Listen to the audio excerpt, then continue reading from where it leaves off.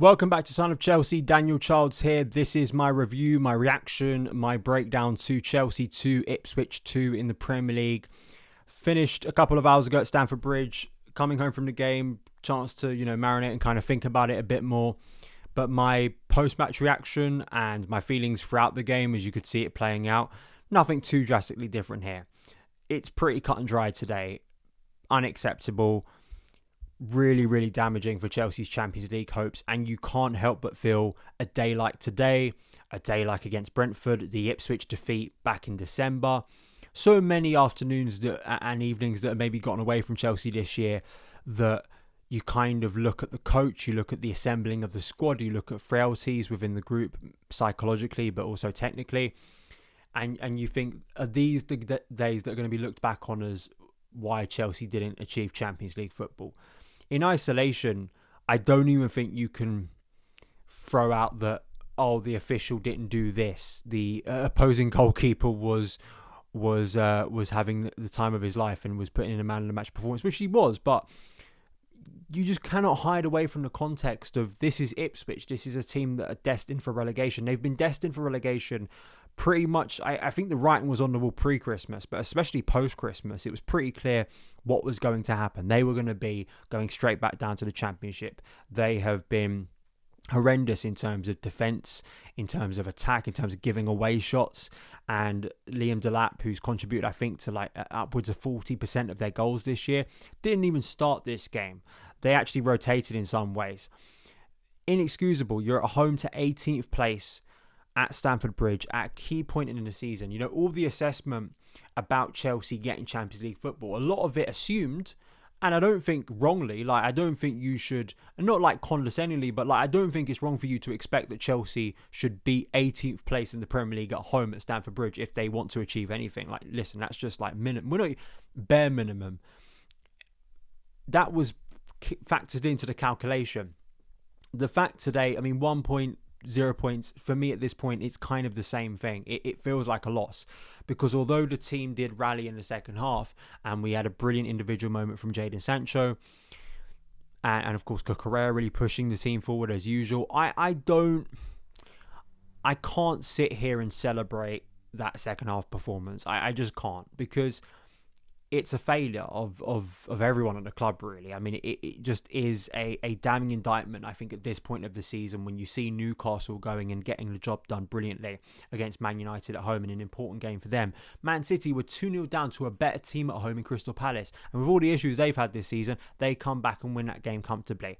And I was sitting there watching that City comeback yesterday, and I thought, imagine you put this current Chelsea team in that environment, and literally 24 hours later, we get to see it in action. Now, they do come back to get a point, but at this point of the season, that's not good enough.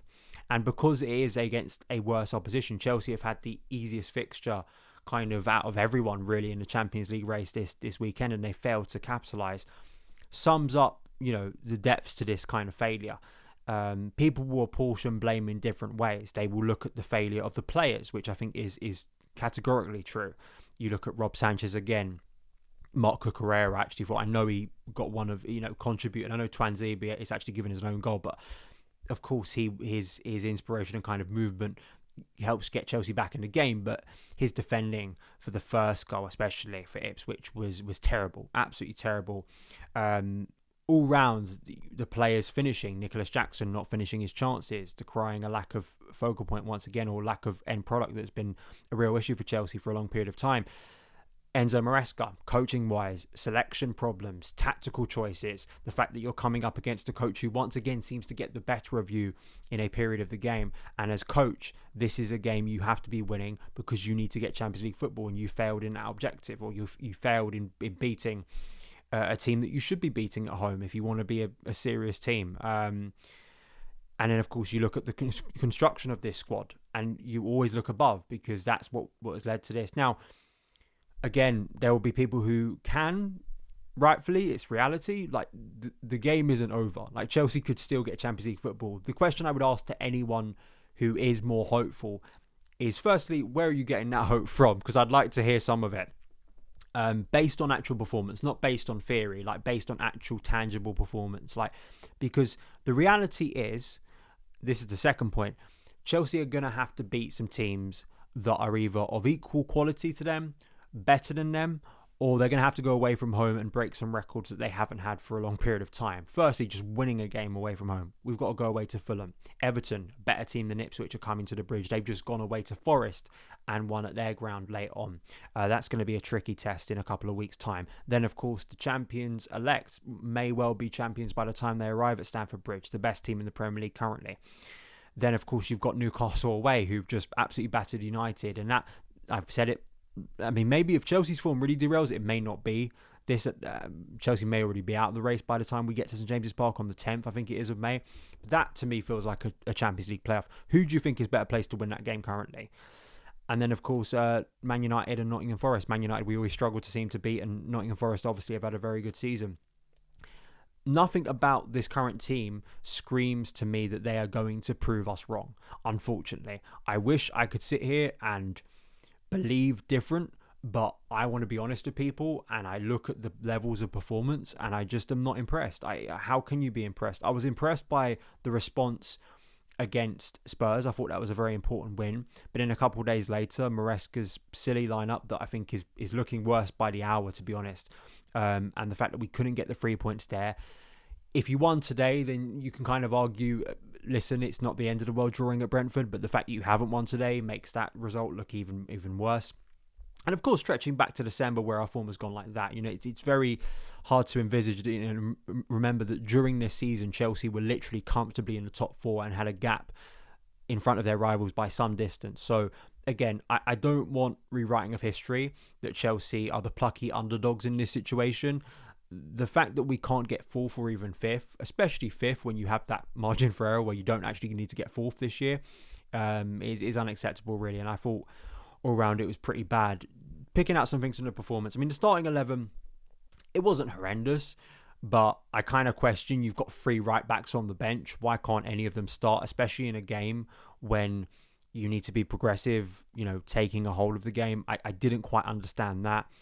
That seemed quite strange to me, because if it was a fitness thing and you lacked right back options, the fact you've got Josh Achimpong, Reece James and Malo Gusto all on the bench, it's one of those things again where there are many things that Maresca does that just kind of baffle me, and I just kind of go, I don't quite understand how this is benefiting the team. I don't quite understand how this is progressing the team. It's just kind of simple stuff, really. And I kind of expect at this stage of the season, if you have a right back at home at Ipswich, you'd probably want to play that right back. I'm not entirely sure. I'm probably too dumb to understand it, but I just didn't get that. Fernandes, Caicedo, Neto starting again. Really, I have not seen that much from Neto to really justify him getting more and more starts, especially, Sancho's been getting heat and he's responded in recent days. Neto hasn't. So where is Tyreek George? Why can't Tyreek George even get off the bench in a game like this? I don't understand it. Palmer he really has nosedived. I think we saw it again today. I know he had a late chance again where it was well saved by the keeper, but Palmer just looks, week by week, looks a shell of the player that we once saw quite recently in recent Chelsea history. We saw as kind of an inspirational, rallying, kind of spearheading player to get Chelsea to be a better team. I don't see that at the moment, but we'll get to why I think maybe that is. Madueke, I still think is Chelsea's strongest winger. He very much spearheads the comeback in the second half. Actually, is willing to take on his man, and I thought at times played some nice crosses into the box in the first half when Chelsea were trying to create those opportunities. Nicholas Jackson, I thought it was a bad performance by him. It wasn't the worst performance, it was more just execution. In this type of game, you get chances, you should be burying them. There's one early on where he hits the post. There's a few more when, again, just lack of a focal point or a lack of an end product there has really been a problem for Chelsea. You look at the first goal, just terrible defending. And so the fact that he's able to get in the middle of both of our centre-backs is just horrendous by both Levi Colwill or Tosin Adarabioyo. It just looks so tame, so passive. Something, unfortunately, I've categorised and labelled this team over and over again in important moments. Just tame, passive defending at a key point in the game, switching off. And I thought Cucurella did not make himself look that good in that move either. It looked like he was out of position. He wasn't really doing enough to stop Johnson putting the ball inside the box, so really poor. And then it seemed like, as we've seen with this team over recent years, actually, is they lose their heads. They completely lose their heads. There is frustration from the crowd, which is to be expected, but they seem to lose all capacity to control the ball, which you feel like at a base level, this team should be quite good and competent at least recycling possession. Lose the ball, erratic, players out of position, and Ipswich capitalise with a ball to the back post from Enciso, and there is Johnson to head it in, and there was a VAR check, but it was obviously given. At this point, I really did fear for Enzo Maresca, and I still do, because the result obviously wasn't a win, but I mean, this was embarrassing. 2-0 at home to a team, as I said, who are destined for relegation, a team that have been pretty poor all year. It's just completely unacceptable, and you're looking at the team and you're thinking, where's the response coming from? It didn't come by the end of the first half. Chelsea still did have a few looks at goal, but again, we've gone through another first half where we haven't scored. That now run stretches again from the end of February to now. Not good enough. Chelsea have to be scoring in the first half of games. In this type of game, there was some data done by CFC Central that said, if Chelsea scored early in this game, if you looked at Ipswich record, they actually really struggle in the second half of games to score the later the game goes on. So you feel like it's classic, at home to a team of this low quality, you score early, you beat out the optimism or kind of confidence they have, and hopefully you start to break them down a bit more. But Chelsea obviously failed to do that on this occasion. I didn't like that Noni came off. Sancho coming on obviously was a good thing because he scored a brilliant goal, and that was kind of a classic Sancho goal. We've seen him do that many times in his career, cut on to his right foot inside the 6-yard box and curl the ball. Beautiful strike. And Chelsea obviously were able to get a point out of it, and it was a great moment. And we had some chances late on to maybe win the game. Enzo Fernandez having his shot blocked late on, with Palmer suddenly turning into, prime Petr Cech. It was really frustrating, but that was it, and Chelsea couldn't get the job done. And you do just kind of at this point feel, is that going to be a killer blow for Chelsea? I fear it is. Of course, games are still to be played, but I look at Enzo Maresca. I don't see a coach for me who is tactically doing enough to get this team anywhere close to where they were at their best at the start of the year. That there's very little sign of that happening. Individuals have massively regressed over the course of the season. Palmer, I think, being the most detrimental, obviously, to Chelsea. I just kind of look at this group, and it's a point I've made before, but I think it's a point worth repeating about structure and about mentality and about intangibles that you have within a squad that can kind of lead you and guide you through difficult moments. It's not that you can never go 1-0 down to a team that you're expected to beat at home at Stamford Bridge. That happened at times, rare times, but that happened at times to some of the best Chelsea teams. I think these collapses and these lapses in judgment and these baffling things that happen to this Chelsea team, I always come back to it about the squad construction, either through just like competence of like having very flawed footballers in key positions, like goalkeeper doesn't help you out obviously, but also just in terms of leadership, in terms of players who have a bit of wisdom and know-how, who can guide others through tough periods. I don't see that in this group. I don't see who is leading this group, who is really stepping above the fray, especially from an attacking point of view. Our attacking regression this year has been horrendous, given how much it improved at the end of the season under Pochettino, and it felt like Maresca carried it through. Our attacking regression is really, really bad. And again, you look at things that are going to help Chelsea maybe revive something and still keep themselves within the Champions League race. I don't see it at the moment. Palmer looks so out of ways in terms of being able to be that inventive player who's going to be able to score and bail Chelsea out.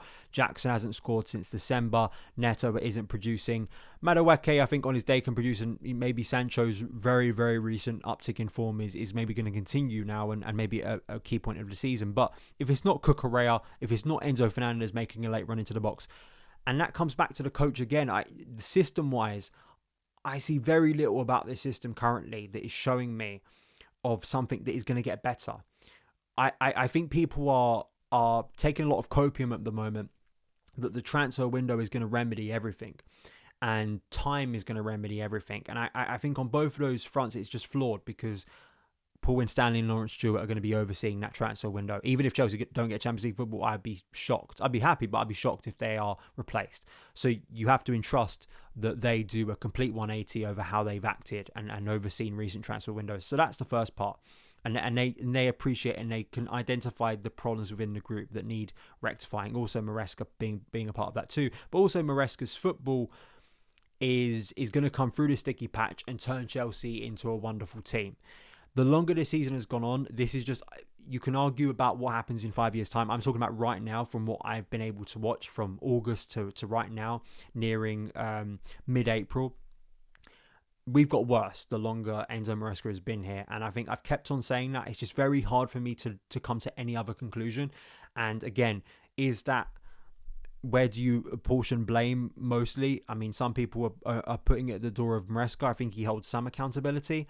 I think more in the long term is about either appointing him and the risk of appointing him that I went through extensively last summer before he even got the job.